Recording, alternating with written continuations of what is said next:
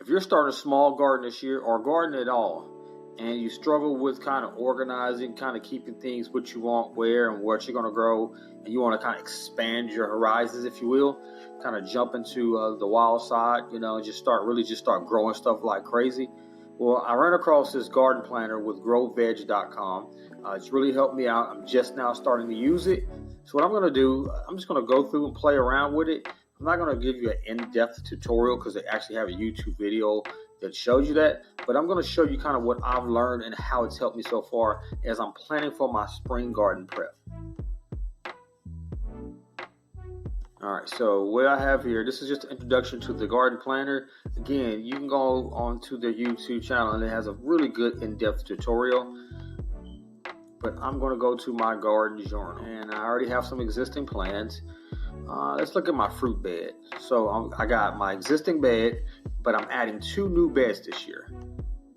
Now the plan is going to give you basically the plan per bed. So I haven't figured out how to map a layout of all my beds. I just do that in basically a Google Doc or a drawing. But it will give me each bed. It'll give me a layout of each individual bed. So right here, I got my width by my height. And this actually is the width is really the length. It really should be length by width, but they call it width by height. So my garden bed is going to be 5.5 roughly by 4.5 roughly. So far this is kind of what I envision. Let's see if I can zoom in a little bit. There we go. So this bed is going to be primary strawberries in this bed. I thought about putting a ground cherry in the middle, but I think I'm going to do a ground cherry in a pot or a planter box. So I'm going to take that out. So I took the boysenberry or the dewberry or whatever berry out. And essentially this is probably going to be just all strawberries. So this is going to be like a bigger strawberry plant. These are going to be smaller. Let's see, 4. So it's going to be like 4 small strawberries. So it's saying let's see, this is a foot, right? So in this foot by foot, each one of these are a foot, and then you have a half a foot. Let me put this over so you can see it. So you have a foot. Each one of those squares is essentially a foot by a foot. So it's kind of like square foot planting. So I can have an idea of how many I can get within an area. I'll have an idea of where to draw my lines on my box so I can kind of organize it out. So this is saying within that square foot, you're going to have 4 smaller strawberry plants. And then this one's going to be the bigger strawberry plants. So it's going to be 1 per, looks like, per 2 square feet. No, I'm sorry. Yeah.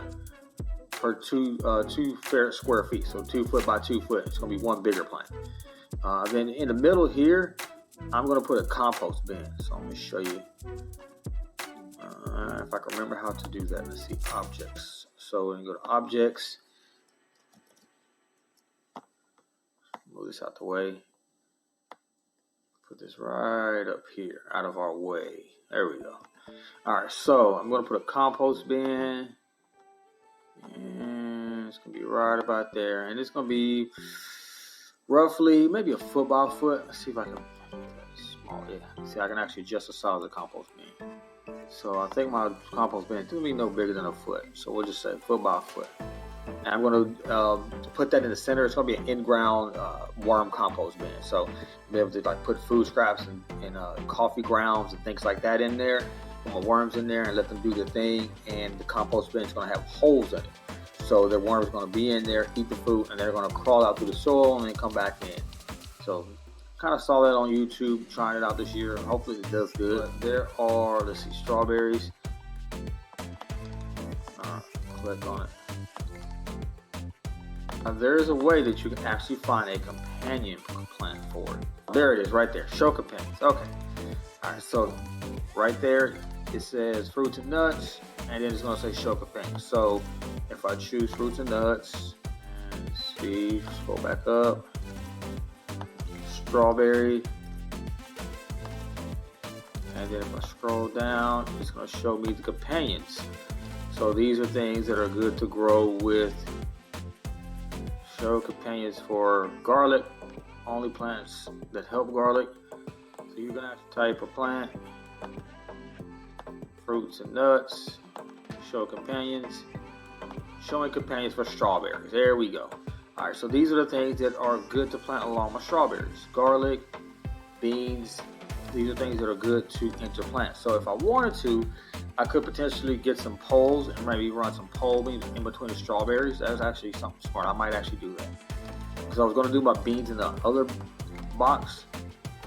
But I think I'm going to go ahead and do some more beans, my black beans. We love beans. So I might do black beans over here. I might do pintos. And I'll just do those, and maybe some green beans. And I'll do those kind of in between, move that right about there, those rows. And it's good because these beans are going to be run up on poles, on runners. So they're going to run in between kind of the strawberries. I'm going to run them up on kind of like a trellis, a pole trellis, if you will. And it's also what I want to point out right here. Let me see. See how I got that shaded kind of, let me zoom in a little bit. There's a shaded area right there. It's kind of gray. That shaded area gives you kind of the maximum amount of space that plant will take up. So what it's saying is that you can plant that strawberry there, but you're going to need at least almost a foot on each side of that plant. So essentially you're going to need 2 square feet of space. So what that means, if I have another plant, if this color overlaps it like so, that's saying that that's 2 plants close together. So you need to space them further out, which means you aren't going to be able to plant as many. So that's a good thing. So let's say if I want to take it out real quick. Let's say I want to do a ground cherry and I want to plant it there. See, that's really close. Actually, that would actually work. But I'm not quite sure if those ground cherries vine or if they bush up. But so it's pretty cool. Okay, let's say I want to do a boysenberry. We'll see. If I did that boysenberry, it would overlap with both of those. So I would have to remove some of the strawberries in this box to be able to make it work with the boysenberry. So it's a pretty cool feature. So that's my fruit bed right there. So it's 4.5 by 5.5 roughly with a compost bin. And I think that's going to be all strawberries. That's kind of what I'm looking at now. I haven't really gotten the wild hair to plant anything else because we go through strawberries like crazy, man. We'll kill it, man. Strawberries don't last but about 30 minutes around our house. I'll buy a container of strawberries and 2 hours on things gone. And they're so expensive. And I got 3 kids. And, it's kind of one of those things that, with all the junk food that kids eat, do you really want to get on them for eating healthy strawberries and fruits? So my philosophy is kind of like, look, if you're going to eat something and you're eating healthy, I don't have too many complaints. Just my opinion. All right, so with that being said, that's my fruit box. I can add objects in there. Compost bin, leaf mold. You can add arch. You can add arbors. You can add all kinds of cool stuff. I go to my plan list. Okay. All right, so go to my plan list, and it shows me when to start sowing them indoors, when to harvest them, when to plant outdoors. Also, I hadn't quite figured out how to do it yet. This app is supposed to give you like when your last freeze date is for your area. You put in your address, it uses GPS, it uses almanac information. It should be able to tell you kind of, theoretically speaking, what's your most likely last freeze date.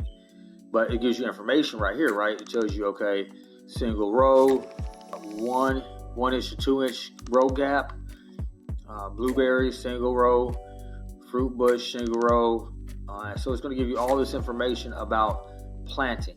So if you want to know when to harvest, when to plant, when to grow indoor, it'll give you this information. You can actually print this out and follow that, and it kind of gives you some better information. So strawberry quantity for all year round and ground dates. And it's got just some really good information. So also parts list. You can actually start making you a parts list, right? So let's see if I want to add some more parts. Parts list. I believe this is the parts list from the objects that you add. Open. And then I'm going to show you my other garden bed. This one's going to be 8 by 4. So this is my new bed that I'm planting. So you can kind of see there. It kind of looks a little messy. Let's see if we can kind of zoom out a little bit. but I'm trying to get it maximize the space. So that might change slightly. I'm not quite sure. Like, for example, I might not do onions over here. And I might take out some of these beans, since I'm going to do beans with the strawberries. So I might kind of adjust it a little bit. But I love this because it allows you to kind of see what you got and where you want to grow. I'm going to put my beans here because I'm running a trellis. I'm going to do the loops, but I'm also going to run trellises on the outside of the loops. So I can do my beans and have them run up and over the loops. So the loops will also serve as two things. So to serve as me being able to cover either from frost or from sun, depending on what kind of covering I'm using.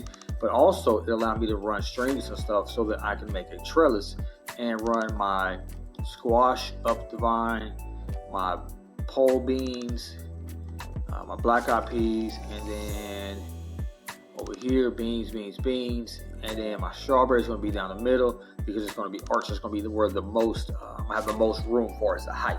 So I'm able to put my tomatoes kind of right, my kale and some lettuce and cauliflower along here, and my cabbage as well. My smaller cabbage, if you will.